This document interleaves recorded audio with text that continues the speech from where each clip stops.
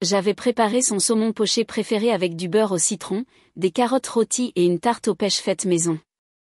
J'avais même trouvé la vieille nappe en lin à fleurs.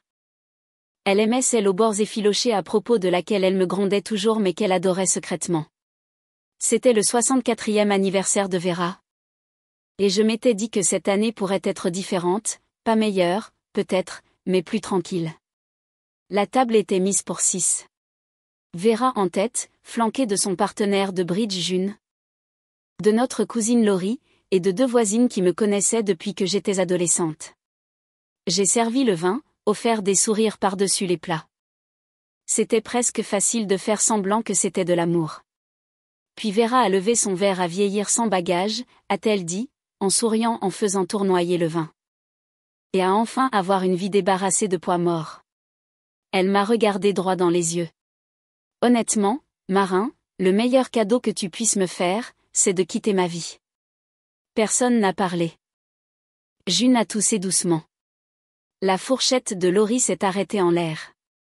J'ai fixé Vera, clignant des yeux une fois, puis 2. Je n'ai pas demandé de clarification. Je ne voulais pas le réentendre. Je me suis levée lentement, j'ai m'a excusé avec un sourire qui n'était pas le mien, et je suis allée à la cuisine. J'ai rincé mes mains sous l'eau fraîche jusqu'à ce qu'elles s'engourdissent. La tarte était intacte sur le comptoir. L'évier contenait des verres vides, tachés de vin et à moitié rincés.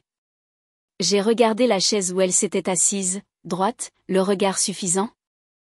Et je me suis demandé combien de temps elle avait répété cette phrase. Peut-être qu'elle ne l'avait pas fait. Peut-être que c'était de l'instinct. J'ai pensé à tous les anniversaires d'avant. Ceux que j'ai passés à faire des cadeaux cousus main quand j'étais enfant, les années où j'ai décoré son Porsche avec des bougies. Les décennies à essayer de gagner quelque chose qu'elle n'avait jamais prévu de donner. Je me suis levée, et mis les plats au réfrigérateur, et regardé la vaisselle. Je ne l'ai pas lavée. Je suis allée me coucher avec le goût du silence dans la bouche et ces mots résonnant à mes oreilles. Le lendemain matin, j'ai ouvert mon journal sur une page blanche. La page est restée blanche longtemps. J'ai tenu le stylo mais je n'ai pas écrit. Ma main planait au-dessus du papier comme si elle attendait la permission. Et dans le calme de ce matin, les souvenirs sont arrivés sans invitation. J'avais 26 ans quand j'ai abandonné mes études supérieures. Vera avait glissé sur la glace devant son Porsche et s'était fracturé la hanche. « Tu es tout ce que j'ai », m'a-t-elle dit au téléphone, sa voix fine et manipulatrice. Je me souviens de la mine du professeur quand je lui ai dit que je n'achèverais pas le semestre. « Prenez simplement un congé », m'a-t-il dit gentiment. J'ai hoché la tête, mais je ne suis jamais retournée. J'ai emménagé à nouveau dans la maison cette semaine-là. C'était censé être temporaire. Les années sont passées par incréments. Rendez-vous, médicaments, courses, commissions. J'ai trouvé un emploi dans une bibliothèque locale. Horaire flexible près de chez moi. J'ai eu des relations discrètes, mais jamais sérieuses. Chaque fois que quelqu'un me demandait de mon avenir, je trouvais un moyen de changer de sujet. Quand Vera a demandé si elle pouvait rafraîchir la maison, j'ai accepté.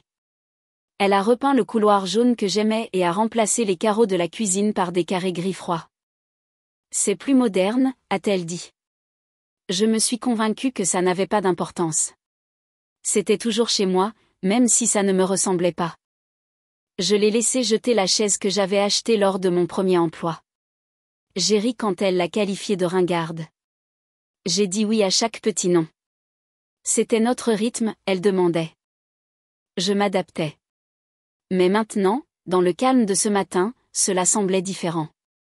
Le schéma n'était pas de la dévotion. C'était une disparition. Un endémêlement fil par fil jusqu'à ce que je ne puisse plus dire où je finissais et où ses attentes commençaient. J'ai baissé le stylo et j'ai finalement écrit quelque chose. J'ai tout abandonné. En essayant de ne pas la faire se sentir seule. Mais je n'ai jamais demandé si j'avais le droit de vouloir plus que sa survie. L'encre a coulé sur la page. Je l'ai déchirée, pliée soigneusement. Et glissée au fond du journal. Puis j'ai ouvert le tiroir des dossiers et j'ai commencé à chercher mes relevés bancaires. Je n'ai pas dormi cette nuit-là. Mon esprit vagabondait. Mais je ne l'avais pas fait. J'avais attendu que la situation devienne insupportable avant d'oser la nommer. Le matin, j'ai fait du thé, mais je ne l'ai pas bu. Je me suis assise à la table de la cuisine, j'ai ouvert un nouveau journal, et j'ai écrit la phrase comme si elle attendait depuis des années pour exister. J'ai été effacée de ma propre vie. Les mots ont frappé le papier plus fort qu'ils ne l'avaient fait dans ma poitrine. Je les ai lus 2 fois, puis je les ai soulignés 1 fois. Puis j'ai commencé.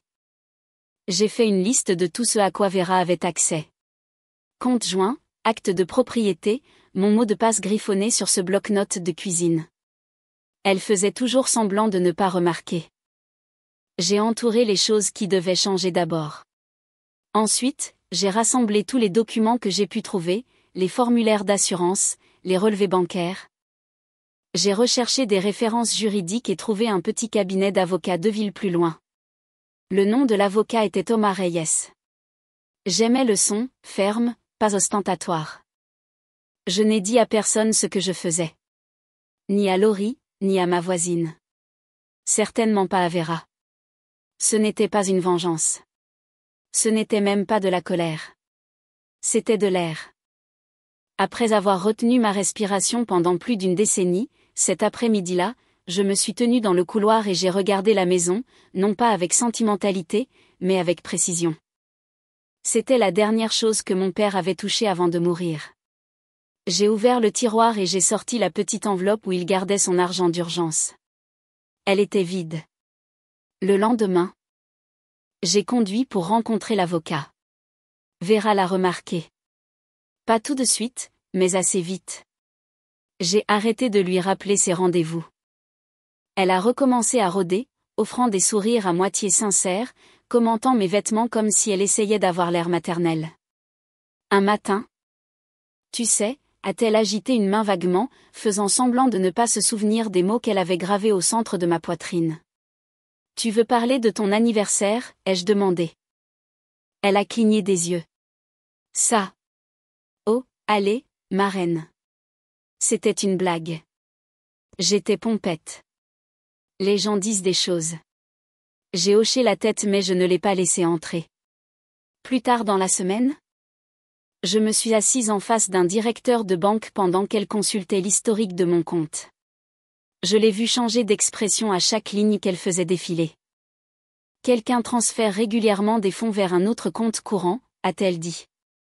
Ce sont de petites sommes, mais régulières. Plus de 6 000 cette année. Je n'ai pas parlé. Je n'en avais pas besoin. Je le savais déjà.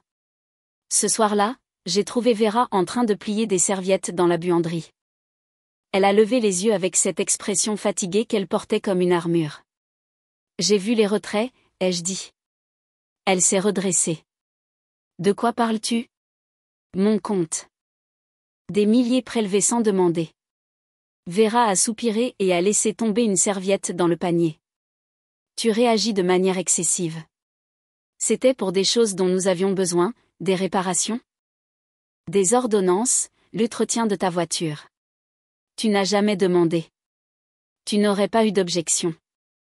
Elle a rétorqué. Tu as toujours dit que nous étions dans le même bateau. Dieu, marin. Tu es tellement égoïste. Je l'ai fixé. Égoïste, ai-je répété. Oui, a-t-elle dit, sa voix montant. Tu agis comme si tu avais droit à quelque chose juste pour vivre ici. Je n'ai pas répondu.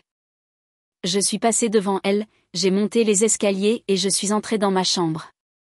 J'ai fermé la porte à clé derrière moi, non pas par peur. Le papier épais, plié soigneusement en 3. Il n'y avait pas d'adresse de retour, mais j'ai reconnu l'écriture avant de l'ouvrir, nette, légèrement penchée, écrite avec soin. Madame Darnel vivait 2 portes plus loin. Nous avions parlé peut-être une 12aine de fois en 15 ans. Elle faisait toujours signe depuis son porche, mais ne s'attardait jamais.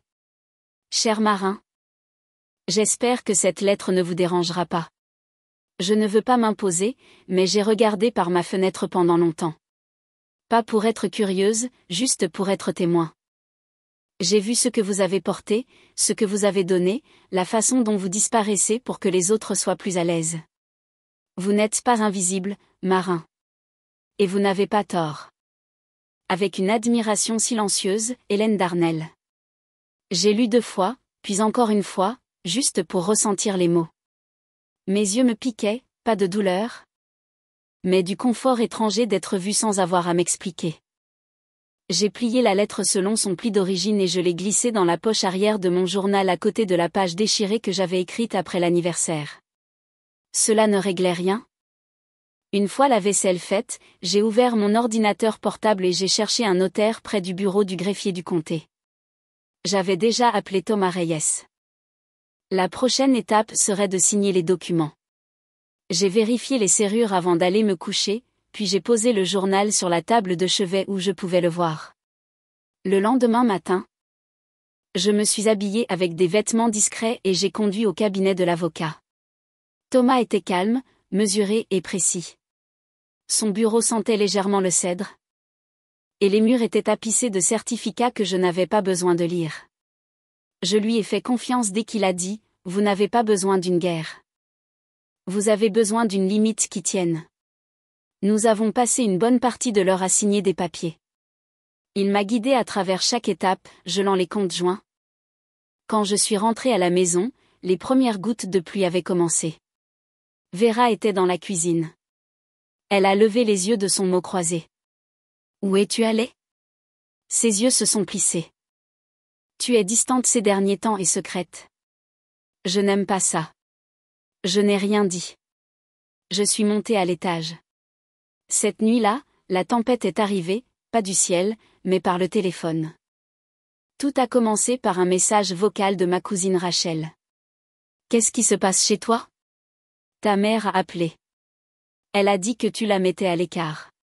C'est cruel, Marin. » Puis il y a eu les SMS des anciennes voisines, les passifs agressifs qui prenaient juste des nouvelles, j'ai entendu des choses inquiétantes. Et puis Laurie, qui n'a pas pris la peine de minimiser.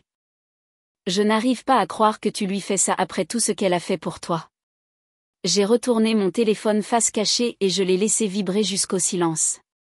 En bas. Les portes claquaient plus fort qu'il ne le fallait.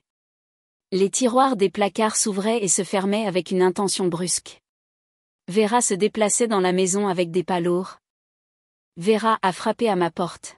« Tu as fait passer ton message » a-t-elle claqué. « Maintenant, annule tout. » J'ai ouvert la porte juste assez pour parler. « Ce n'est pas un jeu, Vera. Il n'y a rien à annuler. » Elle m'a regardé incrédule. « Tu le regretteras. » « Peut-être, ai-je dit, mais au moins ce regret sera le mien. » J'ai fermé la porte et je l'ai verrouillée. 2 jours plus tard, un avis a été livré à la maison, officiel, notarié et irréversible. À la fin de la semaine, Vera était partie. Elle n'a pas dit au revoir. Une voiture a ralenti devant pendant 10 minutes. Puis la porte a claqué et je n'ai plus rien entendu. J'ai attendu 1 heure avant de descendre. Le salon était calme. Quelques cadres photos manquaient. Certains tiroirs laissés ouverts, mais les os de la maison étaient restés. Ma maison, mon nom sur l'acte, maintenant incontesté. Le silence s'est imposé, mais cette fois. Il ne ressemblait pas à une accusation. Il ressemblait à un souffle, à de l'espace. J'ai commencé lentement. La peinture des fleurs sauvages que j'avais cachée il y a 5 ans. Je l'ai raccrochée au-dessus de la cheminée. J'ai changé les ampoules du couloir pour une lumière chaude. J'ai sorti la couverture de ma grand-mère du grenier et je l'ai étalée sur le canapé. Les coutures bleues et vertes encore douces sous mes paumes. J'ai ouvert toutes les fenêtres de la maison. Laissé l'air circuler dans chaque pièce jusqu'à ce qu'il emporte son odeur. Plus tard dans la soirée, j'ai trouvé une vieille boîte à thé au fond du placard, celle que je gardais dans mon tiroir de chevet avant que Vera ne la déclare encombrante. J'ai préparé une tasse et je l'ai bu sur le porche arrière, les jambes repliées sous moi, le soleil glissant derrière les arbres. J'ai pensé que je pourrais pleurer, mais je ne l'ai pas fait. Cette nuit-là, j'ai dormi avec la porte de la chambre ouverte. Le lendemain matin, je me suis inscrite à un cours d'art au centre communautaire. La pièce sentait légèrement la taille-crayon et la térébenthine, chaud, vécu sans attente. Personne ne m'a demandé pourquoi j'étais là. Personne n'a demandé mon nom de famille. J'ai trouvé une place près du fond, j'ai ouvert mon carnet de croquis et j'ai attendu. L'instructrice, une femme nommée Kali, avec des mèches argentées et de la peinture sur les manches, a accueilli tout le monde sans phare. Nous ne sommes pas ici pour être bons, a-t-elle dit. Nous sommes ici pour commencer. Je n'avais pas dessiné depuis mes 22 ans. Pas vraiment. Pas depuis que j'ai quitté l'école et que j'ai mis de côté cette partie de moi comme un luxe que je ne pouvais pas me permettre. Les premières lignes étaient hésitantes. La façon dont je brouillais avec le côté de mon pouce, la façon dont je riais doucement surprise quand quelqu'un racontait une blague à voix basse. C'était suffisant. Chaque semaine, je rentrais avec du charbon sous les ongles et un sentiment de quiétude que je n'essayais pas d'expliquer. J'ai commencé à réaménager la maison, un coin à la fois. J'ai peint la salle de bain d'invités en sauge pâle. J'ai déplacé la lampe de lecture de l'autre côté du canapé. J'ai rempli des cadres avec mes propres croquis, des portraits silencieux de mains, d'arbres, et une fois une simple marguerite. Un après-midi, je me suis retrouvée à fredonner en cuisinant. Cela m'a surprise. Je n'avais pas fait de bruit pour combler le vide depuis des années. Ce soir-là, je me suis assise près de la fenêtre avec mon journal et j'ai écrit une phrase, « Je ne construis pas une nouvelle vie. Je me souviens de celle que j'ai laissée derrière moi. » Elle a soupiré. Les enfants demandent de toi. Tu leur manques. Nous manquons tous. C'était le mot « nous » qui frappait le plus fort. Je pouvais l'imaginer le dire. Mais cette maison ne me semble pas juste sans toi. Rien ne l'est. J'ai regardé par la fenêtre où le croquis de la marguerite était maintenant accroché dans le coin de la vitre. La lumière le frappait différemment chaque heure. Il était devenu une sorte d'horloge pour moi, marquant le temps par son changement. Je suis contente que les enfants aillent bien, ai-je dit. Elle a raccroché. Je n'ai pas pleuré. Je n'ai pas tremblé. Je suis restée assise là à respirer. Le silence ne ressemblait plus à une punition. Le lendemain matin, je suis sortie dans le jardin avec une pelle à la main et un paquet de graines dans l'autre. La terre était sèche mais souple, du genre qui accueillait le changement. J'ai enfoncé les plants de lavande dans la terre, les espaçant doucement avec soin, puis j'ai ajouté de la sauge le long du bord arrière de la clôture. Je ne me suis pas pressée. 2 filles se tenaient sur les marches de mon entrée, peut-être 7 ou 8 ans, leurs visages ouverts et curieux. L'une tenait un panier doublé d'une serviette de cuisine. « Bonjour », a dit la plus grande. « Ce sont de ma mère. » La plus jeune l'a bousculée et a ajouté, « Elle dit que ton jardin la rend courageuse. » J'ai cligné des yeux, prise au dépourvu. Eh bien, je n'en ai pas mangé tout de suite. Je suis juste restée là, laissant le silence s'étirer largement autour de moi. Plus tard, j'ai allumé une bougie dans le salon et j'ai ouvert mon journal. Je pensais que disparaître me briserait, et j'écris. Mais peut-être que je n'étais jamais censée être vue par eux. Peut-être que j'étais censée me voir moi-même. La bougie a vacillé, projetant un doux halo de lumière sur les pages. Et puis je me suis tournée vers une feuille vierge et j'ai commencé à